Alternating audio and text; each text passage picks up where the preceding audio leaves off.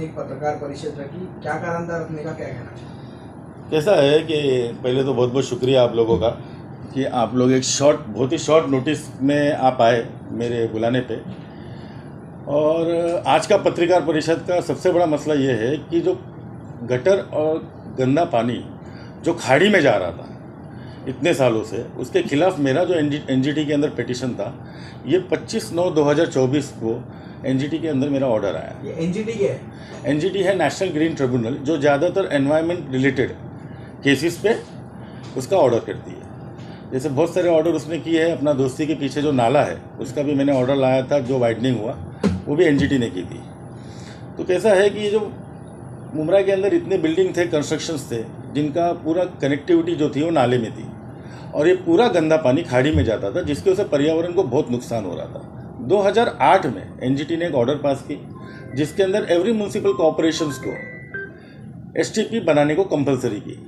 2009 में वो ऑर्डर के बाद 2009 में थाने म्यूनसिपल कॉरपोरेशन ने 81.83 करोड़ का एक टेंडर पास की, जिसके अंदर एसटीपी बना, जो अमीनाबाद के पीछे है।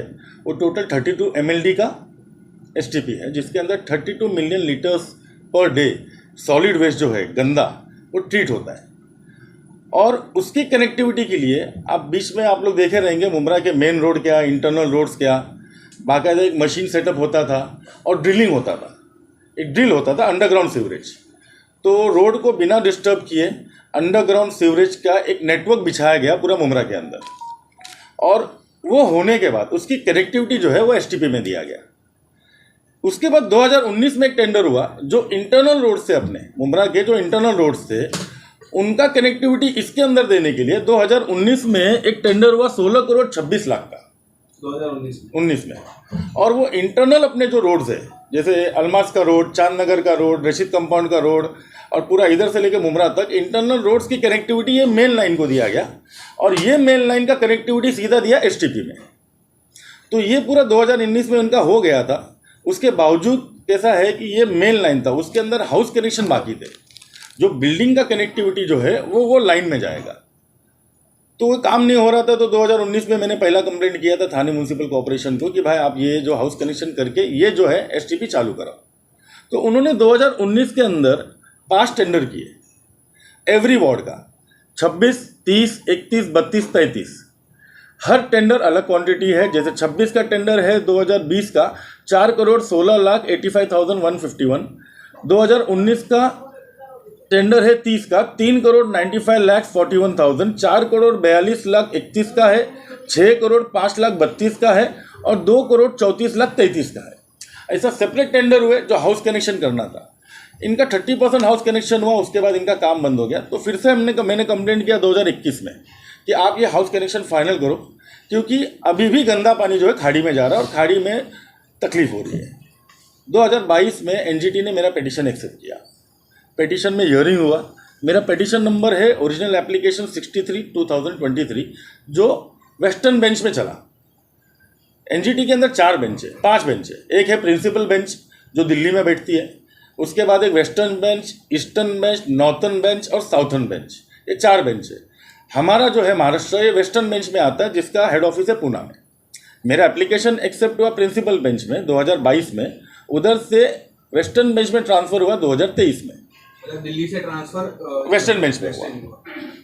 वो एप्लीकेशन पे मेरा ऑर्डर आया है 25/9/2024 को, जिसके अंदर एनजीटी ने बाकायदा थाने म्यूनसिपल कॉरपोरेशन को बोली है कि दीवा जैसे एरिया में जहां बहुत सारी आबादी बढ़ चुकी है, आपका एक भी एसटीपी नहीं है, और उसका गंदा पानी जो है वो खाड़ी में जा रहा है, जिसकी वजह से नुकसान हो रहा है। मुमरा भी जो है आपका ये एमएलडी, आपका भी जो ये एसटीपी है, इसका एमएलडी की क्वांटिटी कम है, आप इसको क्वांटिटी बढ़ाओ। तो इन्होंने थाने म्यूनसिपल कॉर्पोरेशन ने एफिडेविट फाइल की, उसके अंदर बोली हम प्रोसीजर में हैं, हम कर रहे हैं, हम प्रोसीजर में हैं, हमारा प्लान अप्रूवल हो गया। थाना महानगर पालिका ने 28/7/2023 को एफिडेविट फाइल की, मतलब 1 साल हो गया तब। हाँ। और उसके बाद फिर से हियरिंग्स हुई। हियरिंग्स होने के बाद एनजीटी ने 102 करोड़ 43 लाख और 70,000 थाने म्यूनसिपल कॉर्पोरेशन को बोली है कि महाराष्ट्र पोल्यूशन कंट्रोल बोर्ड को आप सबमिट करो, डिपॉजिट करो एज अ पेनल्टी। तो इनका बोला कि हमारे पास पैसा नहीं है, थाने म्यूनसिपल कॉर्पोरेशन का बोलना है कि हमारे पास पैसा नहीं है।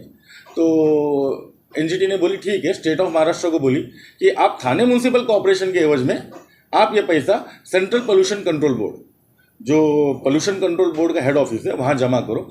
आप एसटीपी का प्रपोजल करो। एसटीपी का प्रपोजल जब आप करोगे तो उसके अंदर अगर आपको पैसा लगेगा तो आप इसमें से पैसा निकाल के वो काम कर सकते हो। तो मेरा मेन एजेंडा आपको ये है बुलाने का कि इतना बड़ा काम मुमरा के अंदर हुआ, मगर उसका इम्पैक्ट जो है ग्राउंड लेवल पे ज़ीरो है। टोटल देखा जाए तो 81, 60, 16, 97 और 19, 105, 106 करोड़ इंटरनल नेटवर्किंग में प्लस एसटीपी में लगा, मगर उसको चालू करने के लिए हमको कोर्ट जाना पड़ रहा है और उधर से ऑर्डर लाना पड़ रहा है कि आप चालू करो। तो थाना महानगर पालिका ऐसा क्यों करी, क्या लगता है? कैसा होता है कि भाई मेन रीज़न कैसा है कि फॉलोअप, कोई भी डिपार्टमेंट है, डिपार्टमेंट में फॉलोअप की बहुत ज़रूरी होती है। ज़रूरत फॉलोअप का बहुत रहता है। जो यहाँ के लोगों का फॉलोअप मेरे ख्याल से बहुत कमज़ोर है और ये सब चीज़ पे यहाँ के लोकल रिप्रेजेंटेटिव है वो कहीं ना कहीं ना तो मैं फॉलोअप किया तो मैं एक आरटीआई एक्टिविस्ट और एक सोशल एक्टिविस्ट बोल के फॉलोअप कर रहा हूँ, एक पॉलिटिकल ग्राउंड और एक नगर सेवक बोल के फॉलोअप करूँगा तो उसका इम्पैक्ट अलग रहता है, और एक आरटीआई और सोशल एक्टिविस्ट बोल के अगर फॉलोअप किया जाता है तो उसका इम्पैक्ट बहुत अलग रहता है। आपका कहना है कि राजनीतिक दल भी इस पे फॉलोअप करना चाहिए? नहीं, मेन इसको देखो, ये जो है सुविधा है, ये सुविधा लोगों का है, जनता का है, पब्लिक की सुविधा है।